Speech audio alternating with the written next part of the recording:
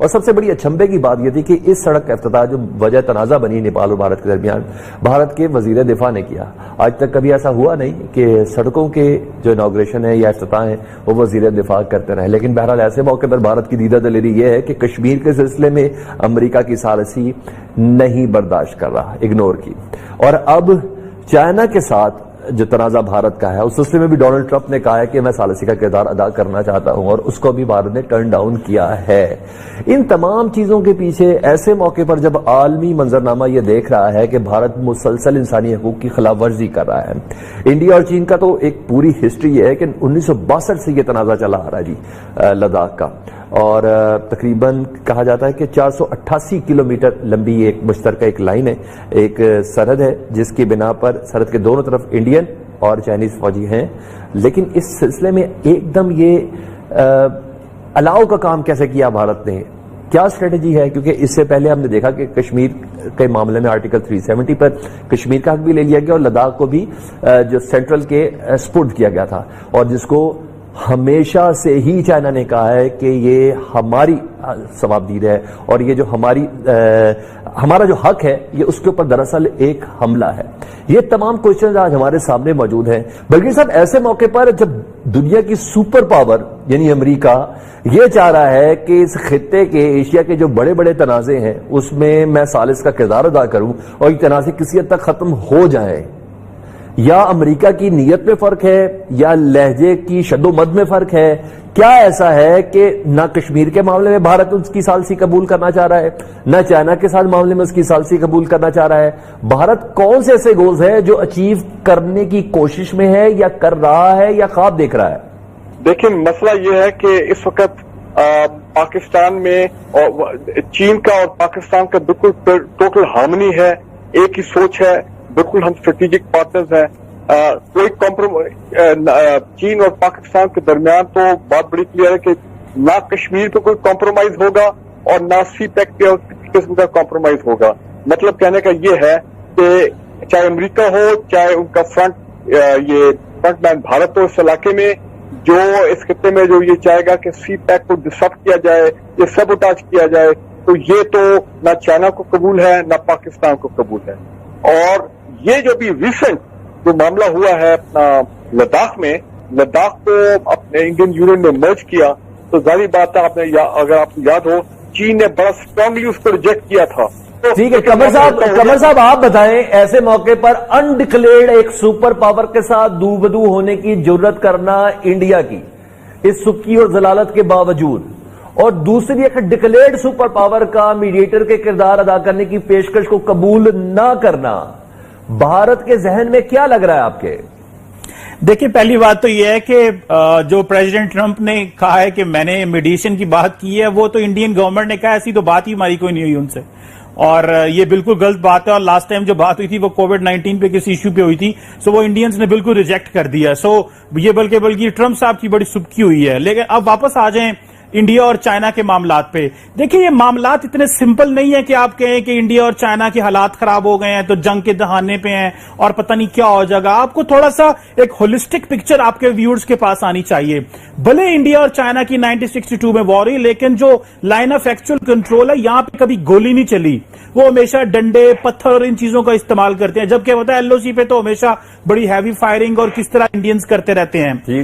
اور اوپر سے آپ نے یہ بھی دیکھنا ہے کہ انڈیا اور چائنا جو ہے ان کی جو بائیلیٹرل ٹریڈ ہے وہ $100 بلین کے قریب ہے، اور انہوں نے پلان کیا ہوا اگلے $500 ارب تک اس کو لے کے جانا ہے اگلے 2-4-5 سال میں. سو یہاں پہ ہمیں دیکھنا یہ ہے کہ یہ کانفلکٹ بھی ہے اور کوآپریشن بھی ہے. ایک طرف سے جو مغرب ہے امریکہ یہ سمجھتا ہے کہ ہمیں انڈو پیسیفک اوشن میں انڈیا کو پراپ اپ کرنا ہے ایک ایز اے میجر پلیئر، تاکہ وہ چائنا کے جو بیک یارڈ میں جتنے بھی یہ ایشیا پیسیفک کے ممالک ہیں ان میں انڈیا جو ہے وہ ایک رول پلے کرے. اوپر سے امریکنز نے، آسٹریلینز نے جو ہے اور جاپنیز نے اور انڈینز نے ایک کوآرڈینیٹڈ سیکورٹی ڈائلاگ بھی شروع کیا ہوا ہے چائنا کو کنٹرول کرنے کا.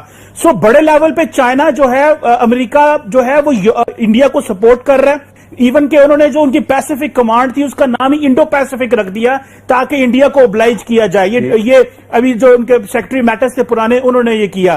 سو میرا خیال یہ ہے کہ یہ جو ٹیکٹیکل لیول پہ چھوٹے لیول پہ بارڈر پہ پرابلمز ہیں, آپ نے جو چائنیز امبیسڈر انڈیا میں ہے سن وڈونگ, ان کا بیان سنے, وہ کہتے ہیں dragon and elephant will dance together.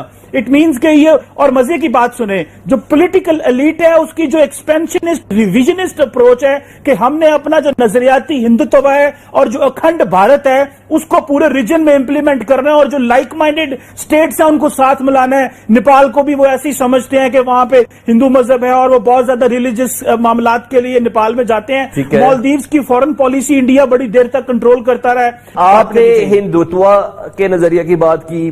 Brigadier فاروق حمید صاحب کہتے ہیں کہ بیسیکلی یہ سی پیک ایران اور پاکستان کا سارا معاملہ ہے, جی بھی گلگت بلتستان کے سلسلے میں یہ بھارت کی موو ہے. اب ایک تیسرا ورژن, ڈاکٹر ہما بکائی صاحب اگر آپ کو میری آواز پہنچ پا رہی ہے تو یہ بتائیے گا, ایسے موقع پہ جب ہم نے دیکھا کشمیر اور لداخ کے لیے انڈیا نے قانون تبدیل کیا اور انڈین پرائم منسٹر اپنے نہ صرف وزیر دفاع سے ریگولر ملاقات کریں, ایئر چیف سے بھی ملاقات کی, نیول چیف سے بھی ملاقات کی اور بڑی فوج کے سربراہ سے بھی ملاقات کی. چینی صدر نے بھی اپنی فوج کو الرٹ کر دیا ہے, 5,000 کی مزید تعیناتی بھی کی ہے, بجٹ میں بھی 178 ارب کا اضافہ کر دیا ہے. اس سچویشن کو دیکھتے ہوئے آپ کو کیا لگتا ہے کہ بھارت بیک فٹ پہ جائے گا, کشمیر کو اس کے اصل قوانین کے مطابق کرے گا, لداخ سے وڈرا کرے گا؟ آپ کو کیا لگتا ہے؟ دیکھیے, جس سپر پاور کی آپ تنہائی کی بات کر رہے ہیں, اگر آپ کا اشارہ امریکا کی طرف ہے تو امریکا کے ساتھ تو نیو دہلی کی اسٹریٹجک کنورجنس ہے. اوکے, چاہے وہ چائنا کی طرف قدم بڑھائے, چاہے وہ پاکستان کو لائن آف کنٹرول پر آنکھیں دکھائے, اس کو پتا ہے کہ اسے ایک طرح کی پشت پناہی حاصل ہے, نہ صرف یہ کہ یونائٹڈ اسٹیٹس سے بلکہ دیگر ویسٹرن پاور سے بھی. اور آپ دیکھیے کہ کچھ پاکستان کے لیے بھی بہت اہم مسئلے ہیں. ابھی OIC میں ہمیں بہت ساری مسلم کنٹریز نے بھی سپورٹ نہیں کیا ہے.